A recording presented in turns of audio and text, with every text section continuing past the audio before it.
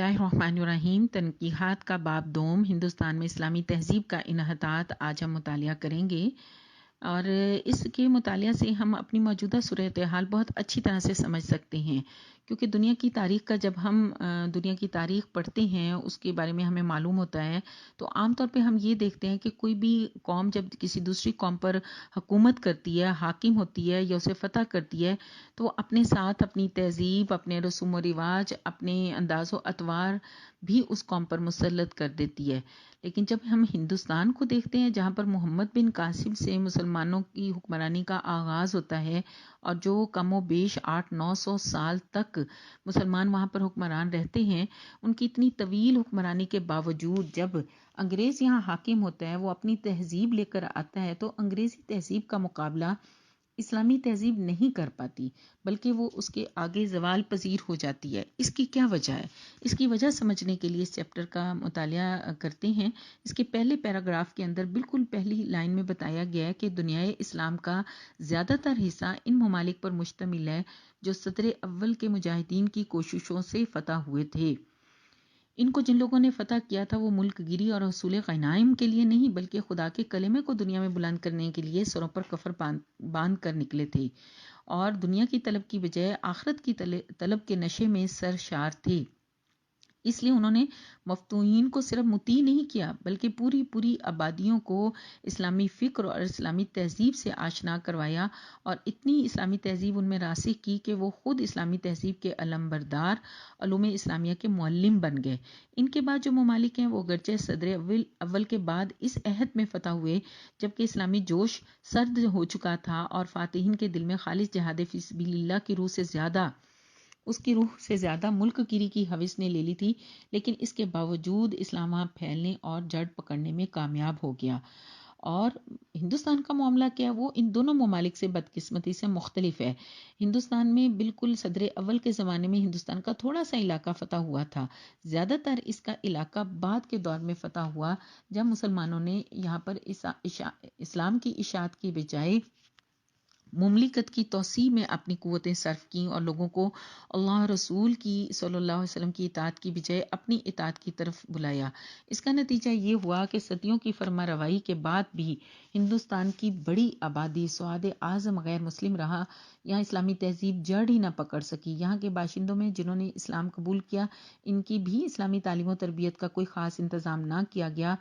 نو مسلم جماعتوں میں قدیم ہندوانہ خیالات اور رسوم و رواج کم و بیش باقی رہے، حالانکہ ہندو اور ان کا مذہب اور تمدن بجائے خود بہت ضعیف اور کمزور تھا، اور محکوم اور مغلوب قوم ہونے کے بعد وہ اور بھی ضعیف ہو گیا تھا، لیکن مسلمان حکمرانوں کی رواداری اور غفلت کی وجہ سے پھر بھی ملک کے سواد اعظم بڑی آبادی کا وہی مذہب رہا، اور یہاں کے مسلمانوں کا ایک بڑا حصہ اپنے عقائد، اپنی تہذیب میں کبھی اتنا صحیح، پختہ اور کامل مسلمان نہ ہو سکا جتنا خالص اسلامی ماحول میں ہو سکتا تھا۔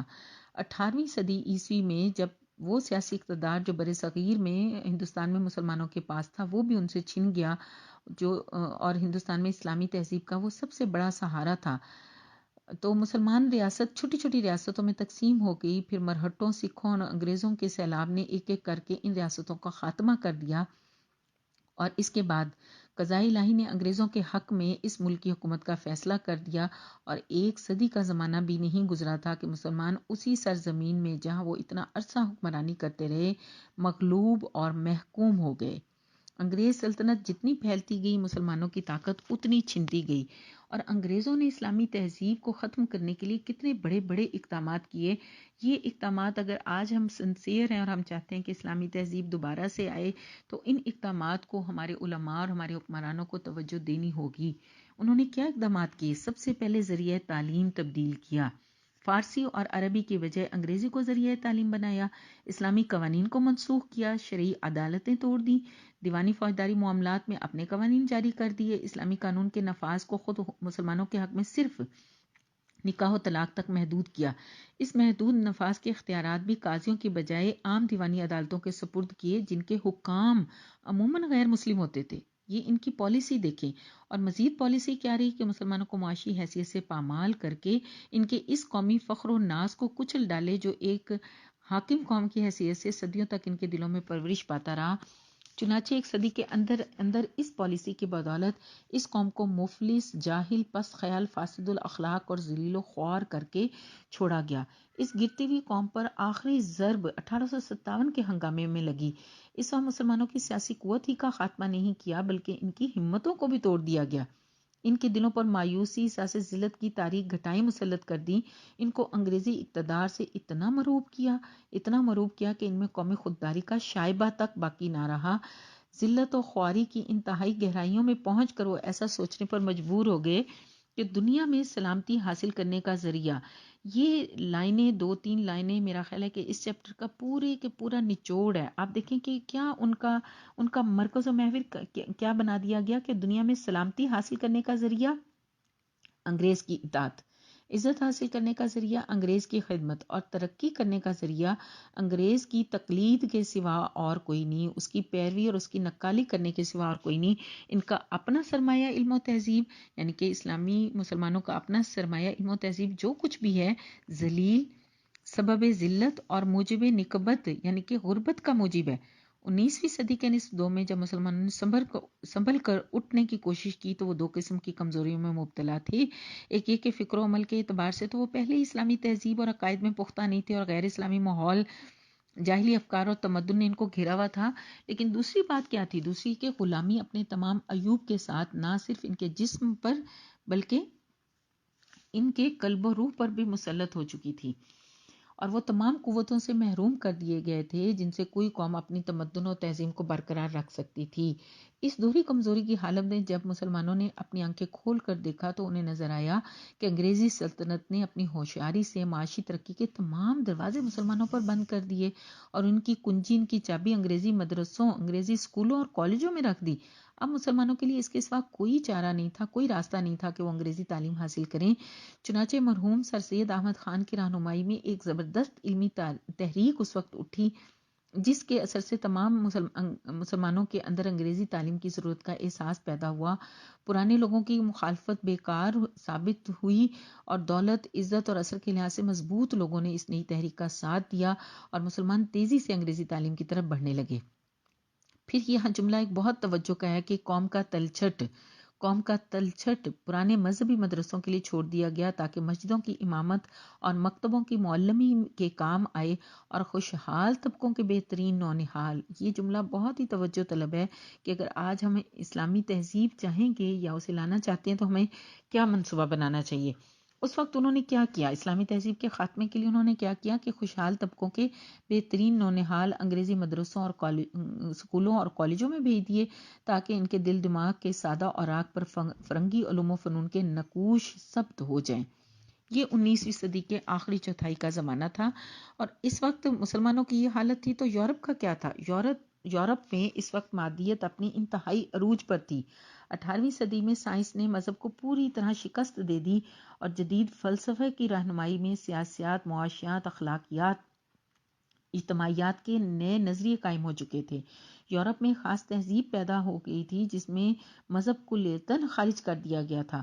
ان مذہب کو عملی زندگی میں کوئی عمل دخل نہیں تھا، البتہ اعتقاداً اور تخیل کی دنیا میں اس کی تھوڑی بہت جگہ باقی رہ گئی تھی، مگر اہل حکمت بغیر کسی دلیل کے محض اپنے رجحان طبیعت کی بنا پر خدا سے بیزار اور الہی نظریے کے دشمن تھے، اور چونکہ انہیں کو اس وقت دنیا کی عقلی علمی امامت کا منصب حاصل تھا اس لیے ان کے اثر سے خدا سے بیزاری کا مرض، بہت ہی توجہ کا جملہ ہے کہ خدا سے بیزاری کا مرض ایک عام وبا کی طرح پھیل گیا۔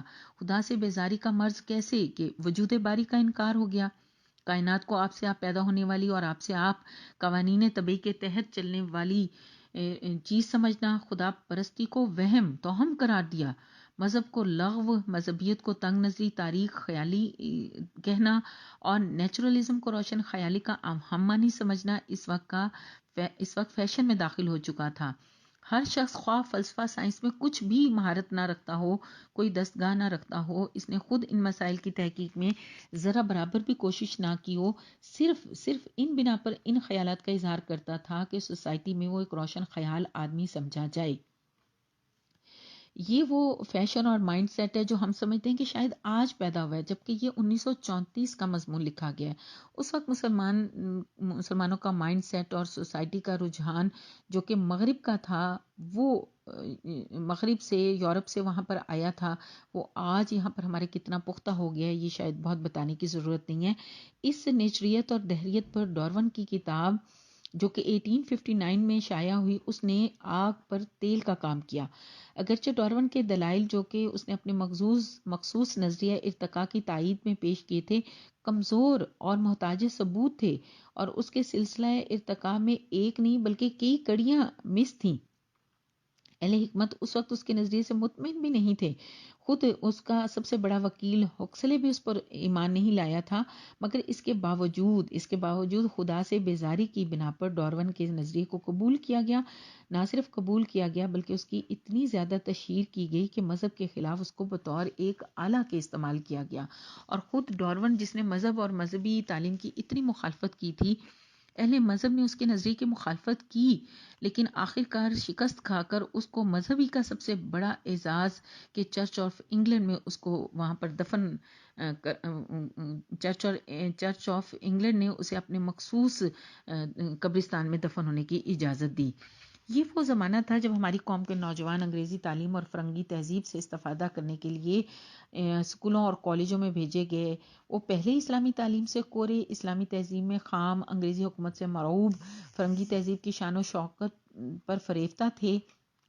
اب جو انہیں فضا بھی انگریزی اسکولوں کی فضا اور مدرسوں کی فضا ملی، تو ان کا پہلا اثر کیا ہوا؟ اس کا پہلا اثر ان کی ذہنیت کا سانچہ بدلا، یعنی کہ ان کا ٹوٹل مائنڈ سیٹ چینج ہو رہا ہے، ذہنیت کا سانچہ بدلا، ان کی طبیعت کا رخ مذہب سے پھر گیا، کیونکہ اس آب و ہوا کا اولین اثر یہ تھا کہ یورپ کے کسی مصنف یا محقق کے نام سے جو چیز پیش کی جائے اس پر وہ بلا تعمل آمنا و صدقنا کہیں، اور قرآن و حدیث سے آئمہ دین کی طرف سے کوئی بات پیش ہو تو اس پر دلیل کا مطالبہ کریں۔ اس انقلاب زدہ ذہنیت کے ساتھ انہوں نے جن مغربی علوم کی تعلیم حاصل کی، ان کے سارے اصول ہی اسلامی اصول کے مخالف یا اس کے خلاف تھے۔ وہ کس طرح سے خلاف تھے؟ یہ تھوڑا سا پیراگراف اس لحاظ سے بہت امپورٹنٹ ہے کہ اگر آپ اس پر غور کریں تو آپ کو اسلام اور مغربی تہذیب کو سمجھنے میں بہت مدد ملے گی کہ اس کی ہر چیز اسلام سے بالکل مختلف ہے۔ ہم کیوں چاہتے ہیں کہ مغربی تہذیب نہ آئے؟ کہ اسلامی تہذیب اور مغربی تہذیب کا آپس میں کوئی میچ ہی نہیں، کوئی وہ آپس میں ملتی ہی نہیں ہے۔ اسلام میں مذہب کا تصور کیا ہے کہ وہ زندگی کا قانون ہے، اور مغرب میں مذہب کا تصور کیا ہے کہ وہ محض ایک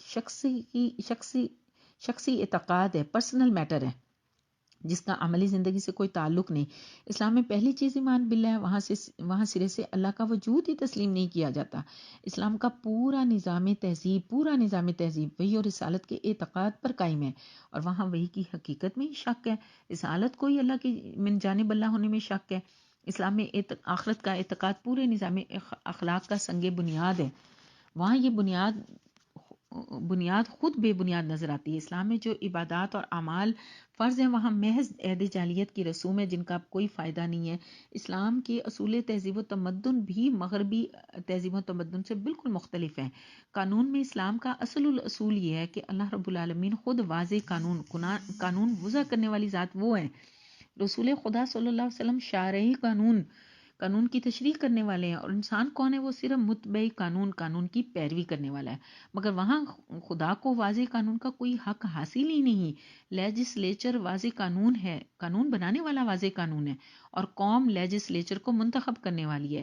سیاست میں اسلام کا مطمع نظر حکومت الہی ہے، اور وہاں پر قومی حکومت۔ معاشیات میں اسلام عقل حلال اور صدقہ و زکوٰۃ اور تحریم سود پر زور دیتا ہے، اور مغرب کا سارا نظام معاشی سعود اور منافع پر چل رہا ہے۔ اخلاقیات میں اسلام کے پیش نظر آخرت کی کامیابی اور مغرب کے پیش نظر دنیا کا فائدہ، اور اسی طرح سے اجتماعی مسائل میں ستر و حجاب، حدود زن و مرد، تعدد ازدواج، نکاح و طلاق، ضبط ولادت، حقوق ذی الارحام، حقوق زوجین، اور ایسی دوسرے بہت سے معاملات ہیں جن میں ان دونوں کا اختلاف بہت نمایاں ہے کہ بیان کی ضرورت ہی نہیں ہے۔ اس اختلاف کی وجہ یہ ہے کہ دونوں کے اصول بالکل مختلف ہیں۔ ہمارے نوجوان نے مغلوب بلکہ غلامانہ ذہنیت اور پھر مکمل غیر اسلامی تعلیم و تربیت کے ساتھ جب ان مغربی علوم کو حاصل کیا اور مغربی تہذیب کے زیر اثر تربیت پائی تو پھر نتیجہ جو کچھ ہونا تھا وہی ہوا۔ اور نتیجہ کیا ہوا کہ ہمارے نوجوانوں کے اندر تنقید کی صلاحیت پیدا نہ ہو سکی۔ انہوں نے مغرب سے جو کچھ سیکھا اس کو صحت اور درستگی کا معیار سمجھ لیا۔ ناقص علم کے ساتھ ساتھ اسلام کے اصول اور قوانین کو اس معیار پر جانچ کر دیکھا، اور جس مسئلہ میں دونوں کے درمیان اختلاف پایا اس میں کبھی مغرب کی غلطی محسوس نہ کی بلکہ اسلام ہی کو برسر غلط سمجھا اور اس کے اصول و قوانین میں ترمیم و تنسیخ کرنے پر آمادہ ہو گئے۔ وہ جو اس وقت نوجوان تھے وہ آج کہاں ہیں؟ وہ ظاہر ہے آج کے والدین ہیں۔ تو جدید تعلیم نے معاشی سیاسی حیثیت سے ہندوستان کے مسلمانوں کو خواہ کتنا ہی فائدہ پہنچایا ہو، مگر ان کے مذہب اور ان کی تہذیب کو جو نقصان پہنچایا ہے اس کی تلافی کسی فائدے سے نہیں ہو سکتی۔ یہ وہ پکچر ہے جو ہم بہت اچھی طرح اور بہت ہی بہتر طریقے سے اس چیپٹر کے ذریعے سے سمجھ سکتے ہیں۔ اگلے 2-3 ابواب بھی تقریباً انہی باتوں کو مزید واضح کریں گے۔ تو عزیز ساتھیو، اگر ہم چاہتے ہیں کہ پاکستان کے اندر ہماری اسلامی تہذیب اپنی جڑ پکڑے اور اپنی اصل شکل میں رائج ہو، تو یہاں سے جو کچھ ہم نے حاصل کیا ہے خصوصاً اپنے نوجوانوں کو تعلیم و تربیت کے لحاظ سے، تو اگر آج بھی ہم یہاں پر اپنے بچوں کے لیے صحیح دائرے کا انتخاب کریں اور انہیں پورے اعتماد کے ساتھ اپنی تعلیم اور اپنی چیزوں اور اپنی نظریات کی طرف لے کر جائیں تو انشاءاللہ تعالی پاکستان کا مستقبل آج کی نسبت بہت بہتر ہو سکتا ہے۔ شکریہ۔